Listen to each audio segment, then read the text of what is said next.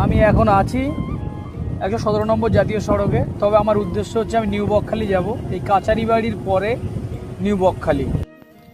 সামনে আমাদের new বকখালির signboard দেখা গেল।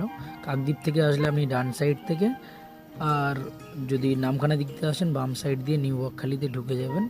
রাস্তাটা একটু খারাপ, তবে 2 কিলোমিটার হয়তো একটু ভিতরে।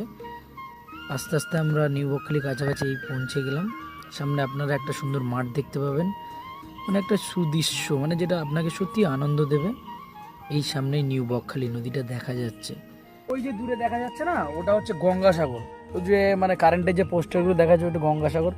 আর এই পারে ছোট একটা দ্বীপ রয়েছে, ঠিক আছে।